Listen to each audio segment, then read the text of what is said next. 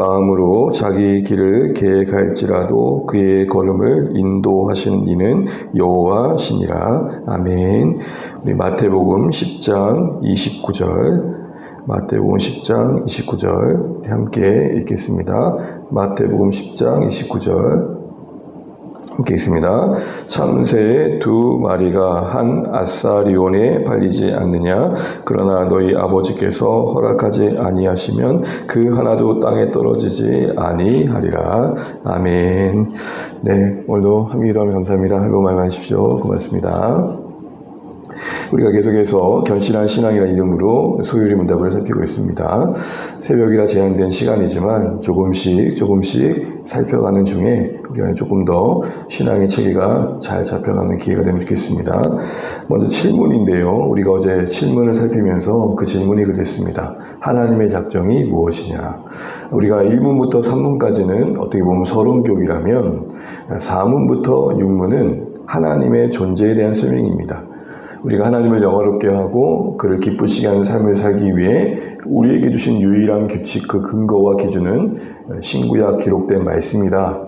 그리고 그 말씀이 말씀하시는 하나님은 이런 분이시다. 이런 논리인 것이죠.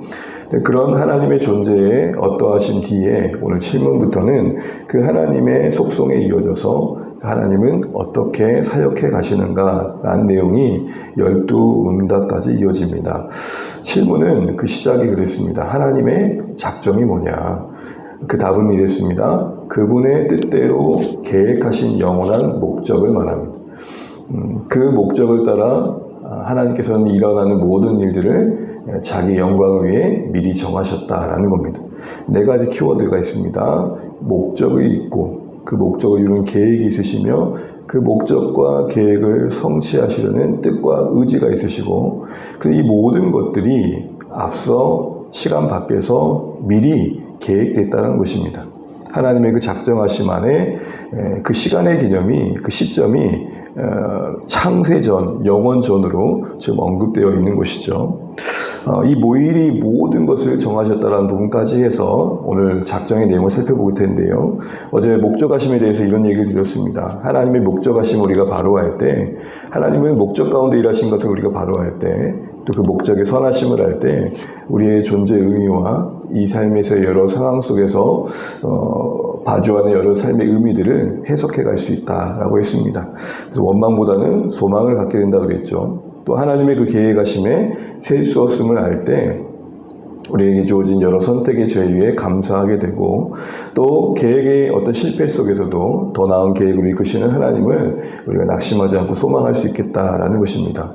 또한 이 모든 것에 하나님의 선하신 의지가 그 신실하심이 이 계속되고 있다는 사실 속에서 우리는 우리의 삶을 넉넉히 맡길 줄 알아야겠다라는 거죠. 이후에 이제 우리가 살펴볼 것은 미리 정하셨다는 데 있다는 것입니다. 모든 것을 미리 정하셨다. 그런데 그 방향은 하나님의 영광을 위함이다. 사실 이 말을 들으면 인간의 기본적인 본성상 좀 불편함이 없지 않아 있습니다. 미리 정하셨다 그런다면 사실은 여러 가지 면에서 우리에게 불편함이 있는데 그 첫 번째는 뭐냐면 우리의 의지가 부정당하는 것 같습니다. 하나님께서 모든 그 절대성을 가지고 정하시고 계획하셨다면 내가 할 수 있는 게 뭐냐라는 것입니다. 또한 이 시점에서 보게 되면 이 타락한 세상에서 하나님이 미리 정하셨다고 한다면 지금 우리에게 괴로움을 주는 불행, 고통, 인간의 근본적인 죄, 악, 또 그 시작이 되는 모든 타락까지도 작정하셨단 말이냐. 그렇게 되면 그 하나님은 참으로 부도덕하신 분이 되고 그 모든 악과 불행의 시작이 된다는 측면에서 사실은 납득하기 어려운 것이죠. 그러니까 두 가지가 문제가 되는 겁니다. 그 하나는 자유의지가 문제가 되고 또 하나는 소위 신정론이라고 그래서 하나님께서는 모든 고난과 불행 속에서도 역사하신다는 사실이 부정당하기가 쉽다는 것입니다. 그런데 여러분 오늘 하나님의 그 작정하심 아래는 미리 모든 것을 그 하나님의 영광을 위해 계획하심이 언급되고 있습니다. 오늘 우리가 마태복음 10장 29절을 읽었지만 참새 한 마리도 그저 떨어지지 않는다 하십니다. 한 아사리오라는 것은 가장 작은 단위의 화폐를 말합니다. 그러니까 그 작은 것이 팔려지고 그리고 떨어지는 것만으로 가는 것까지도, 그 작은 것까지도 관여하신다는 거죠. 우리의 구원과 이 세상의 모든 것까지 해서 하나님은 간섭하신다고 지금 말하고 있는 것입니다.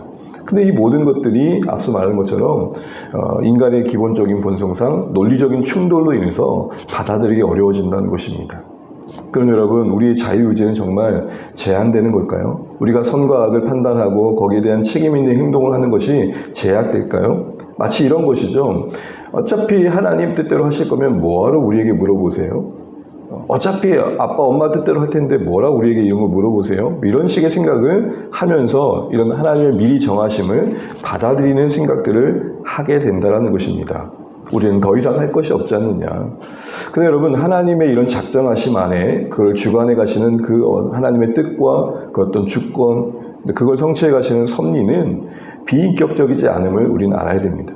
다시 말해서 이런 생각으로 미리 정하심을 우리가 이해하는 이유는, 우리의 의지가 마치 제약당하고 제한당하는 것처럼 생각하는 이유는 가장 기본적으로는 하나님의 그 작정하심에, 미리 정하심에 대한 오해일 것입니다. 하나님이 미리 정하셨다, 그 주권으로 그 미리 정하신 것을 이루어가고 계신다라고 할 때 그 의미는 결정론적인 의미가 아닙니다. 쉽게 말하면은 과거의 어떤 시점에 무엇이 정해졌고 그것은 어쩔 수 없이 진행되고 있는 운명론적인 진행이 아니라는 것입니다. 한마디로 이렇게 생각해 보시죠. 여러분, 제가 지금 하얀 옷을, 샤스를 입고 있고 양복 바지를 입고 있는데 이것조차도 하나님은 계획하셨을까요? 제가 여러분 아침에 지금 기억을 좀 더듬어야겠지만 양치질을 먼저 했는지 세수를 먼저 했는지도 기억이 가물가물한데, 양치 먼저 하고 세수하고 그리고 뭐 샤워하고 옷 입고 이런 모든 행동의 절차까지도 결정된 것일까요? 그러니까 우리는 하나님이 미리 정하셨다라는 생각들을 들을 때 그렇게 이해한다는 것입니다. 한 가지 더 생각해 보죠. 하나님 만약 인간의 타락을 미리 정하셨다면, 그렇게 될 거라고 만들어 놔셨다면, 마치 프로그래밍 해 놓으셨다면, 여러분, 예수님의 죽으심의 의미는 사실 퇴색됩니다. 한마디로 그거 아닙니까? 병 주고 약 주고. 그렇게 재짓게 한 다음에 거기서 건질 방법을 만든다는 것 자체가 모순된 것이죠.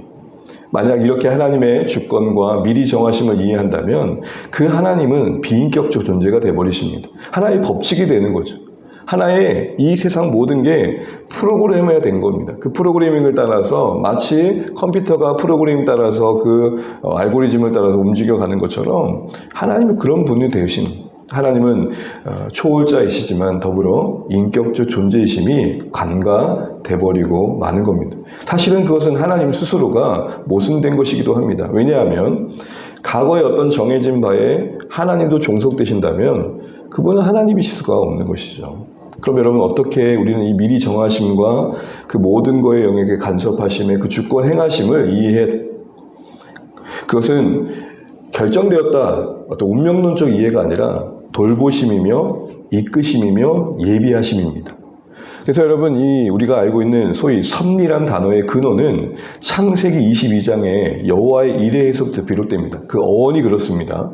그 섭리라는 단어 자체가 여호와 이레라는 단어에서부터 나왔습니다. 여호와 이레가 뭡니까? 미리 준비하시다, 앞서 행하시다. 그러니 종합해 보면 하나님은 목적을 가지시고 계획을 세우시는데, 그 계획을 이루심을 미리 작정하시는데, 그 모든 것들은 하나님께서 어떤 한 가지 결정된 사실에 종속되신다는 개념이 아니라 그 궁극적인 목적을 향해 모든 것들을 운영해 가시며 이끌어 가시고 또한 그곳에 관여하신다, 이렇게 볼 내용이라는 것입니다. 그리고 오히려 이렇게 하나님의 주권과 미리 정하심을 알게 되면 조금 더 안심이 됩니다. 하나님의 그 궁극적인 선하신 목적을 향해 하나님의 의지가 분명히 이렇게 꺾이지 않고 진행된다고 하니 얼마나 더 감사한 일입니까? 또 무엇보다도 미리 아셨다고 하니 얼마나 더 든든합니까? 그러므로 우리는 하나님의 그 작정, 미리 정하심이 그 이루어가는 과정 속에서 우리의 개인의 자유의지가 제약된다라고 생각할 게 아니라 하나님의 주권과 우리의 의지가 신비롭게 양립하며 조화롭게 진행되어져 감을 알아야 됩니다. 잠언 16장 9절을 보십시오. 다시 한번 보시면 이를 뭐라고 되어 있습니까? 우리가 우리의 길을 계획할지라도 라고 나와 있고, 결국적으로 인도하시는 하나님이다라고 말합니다. 두 가지가 같이 언급되고 있죠. 하나님은 우리의 인생의 고민, 또 그 가운데의 선택, 계획하신 바를 허락하시고 허용하시고, 그렇게 인격적인 선택을 여러분 방해하지 않으십니다.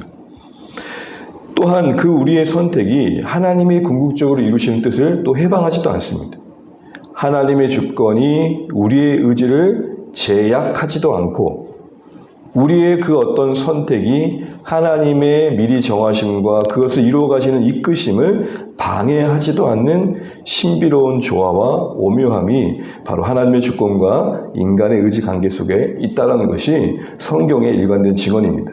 그러니 앞서 말하는 것처럼 우리의 의지가 마치 없어지는 것처럼 하나님이 미리 정하셨으면 도대체 우리가 할 게 뭐야? 결국 하나님의 뜻대로 될 거라면 우리의 의지와 우리의 선택이라는 게 무슨 의미가 있어? 라고 생각하는 것은 지극히 죄된 본성에 근거한 잘못된 발상입니다. 하나님은 우리를 인격적 존재로 지으셨고, 하나님이 우리를 그 형상으로 지으셨다고 할 때 허락하신 지, 정, 의가 있음을 우리는 잊지 않아야 됩니다. 물론 그것이 왜곡되어 그릇된 방향으로 가고 있다는 것이 문제이지만, 적어도 하나님은 우리의 의지를 빼앗거나 제약하시는 방식으로 하나님이 이를 이루지 않으십니다. 그래서 보십시오. 성경은 하나님이 그렇게 능력자이심에도 불구하고 무한히 기다려주십니다. 그냥 단번에 이렇게 바꿔내시기보다는 그 대상이 되는 우리의 인생을 한없이 용납하시고, 때로는 귀찮을 정도로 설명해 주십니다. 알아먹을 때까지 알려주십니다. 이 모든 게 뭡니까? 우리의 존재를 인격적으로 대우하시는 증거입니다. 또한 여러분, 만약에 우리에게는 자유의지가 허용되지 않았다면 여러분 많이 들으신 것처럼 우리는 기계적 존재일 것이고, 한마디로 로봇일 것이고, 우리가 하나님을 향해서 예배하며 사랑한다는 모든 고백들은 의미가 없어집니다. 사랑하기로 계획된 로봇가 있는데 그 로봇가 날마다 저에게 와가지고 주인님 사랑합니다 사랑합니다 할 때 그게 사랑입니까? 미워할 수 있는 선택을 할 수 있는 자유가 주어졌기 때문에 사랑의 의미가 있는 것이죠. 싫어할 수 있는 의지가 허용되었기 때문에 그 사랑의 자원함이 가치가 있는 것이죠. 바로 그런 의미에서 우리가 쉽게 생각하는 것처럼 하나님이 우리의 인생에 그 작정하심에 미리 모든 것을 계획하셨다는 것은 우리의 자유의지를 없애는 게 아니라는 것입니다. 하나님의 주권이 우리의 의지를 통해 일해 가십니다. 또 우리의 의지가 하나님의 주권을 해방하지 않습니다. 한마디로 하나님은 우리에게 이런 삶을 원하시는 겁니다. 하나님의 미리 작정하신 그 목적하신 바를 향하여 모든 것을 완벽하게 계획하시고 여호와 일의 하나님으로서 이끌어 가신 하나님의 주권에 우리의 모호한 내일을 맡겨드리고 분명히 보이신 하나님의 뜻 앞에 우리의 인격을 동원하여 순종해 가기를 원하시는 겁니다. 여러분, 오늘날 이것을 너무나 잘못 이해해가지고 하나님의 이 미리 정하심을 인간이 잘못 오용할 때가 참 많습니다. 불행을 겪고 있는 사람에게 감히 그렇게 말합니다. 어려움을 겪고 있는 사람들에게 많이 그렇게 말합니다. 야, 그거 다 하나님의 뜻이야. 거기서 우리가 해야 될 것은 하나님이 우리에게 이웃사랑의 몫을, 책임을 하나님께서 말씀하셨으니 아파하고 힘들어하고 힘겨운 자를 향해 우리가 함께 부르짖고 붙들어주는 책임을 다하면서 이 현실에 던져진 그 하나님의 일하심을 우리는 알 수 없지만 하나님의 선하심에 맡겨드리면서 함께 그 아픔을 공감하는 것입니다. 단정짓듯 너는 하나님의 뜻이니까 그렇게 될 수밖에 없었어. 그게 바로 이스라엘 말하면 알샬랴 아닙니까? 야, 그게 하나님의 뜻이야. 신의 뜻이야. 그러니까 받아들여. 그런 식으로 우리는 하나님의 작정하심을 받아들이면 안 되겠다라는 것입니다. 이걸 위해서 우리는 기억해야 될 것이 있습니다. 이런 모든 모순된 상황이 어떤 논리적인 충돌이 진행될 때마다 계속되는 이야기겠지만 이거 하나를 반드시 기억하십시오. 그게 뭘까요? 하나님이 누구시냐라는 것입니다. 왜 하나님이 사역에 대한 이야기를 이야기해가면서 앞서서 하나님은 누구시냐를 이야기했을까요? 그분은 참되시며 살아계신 분이시죠. 그분은 지혜와 거룩과 권능과 인자와 신실하신 것 전하심을 왜 먼저 언급했을까요? 하나님은 적어도 우리에게 모순돼 보이는 모든 일들 속에서 하나님의 그 하나님 자신을 부정하지 않으신다는 겁니다. 쉬운 예를 하나 들죠. 여러분 가끔 영화를 보게 되면 캐릭터상 일부러 주인공이 같은 가까운 사람들을 배신한 척하는 모습을 볼 때가 있습니다. 시나리오상 말입니다. 그런데 그 중에 어떤 사람들은 혼돈을 겪습니다. 아니 저 사람이 왜 우리를 배신해? 그러나 그 사람이 누구인지를 아는 사람은 끝까지 믿어주죠. 끝까지 믿어줍니다. 그리고 나중에 가면서 압니다. 그럴 만한 이유가 있었다는 것을. 우리 하나님을 이해할 때도 우리는 그런 끝까지 믿어준 그런 어떤 역할을 감당했던 사람들이 모습이 되어야 되지 않을까 싶습니다. 모순된 논리적인 충돌, 모순, 하나님을 자꾸 이성으로 해야 되는 현실 속에서 우리가 답을 못할 때가 있습니다.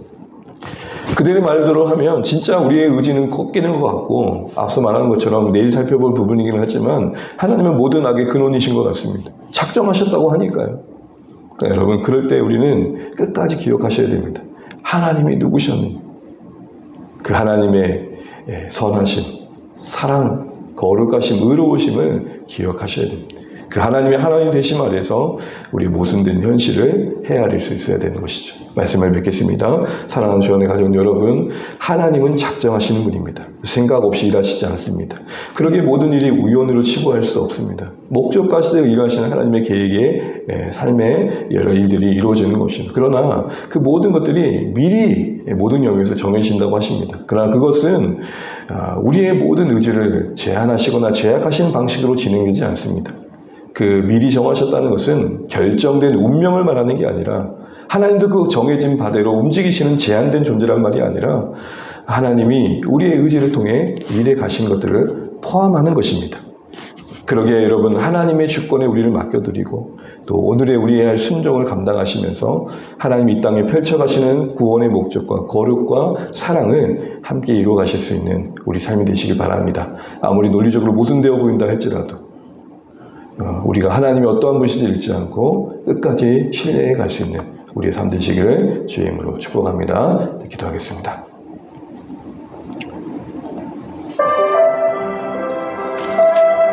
우리 주신 말씀 기억하면서 기도하시겠습니다. 하나님, 오늘도 우리가 말씀을 살펴봤는데 하나님의 모든 것을 미리 시간 밖에서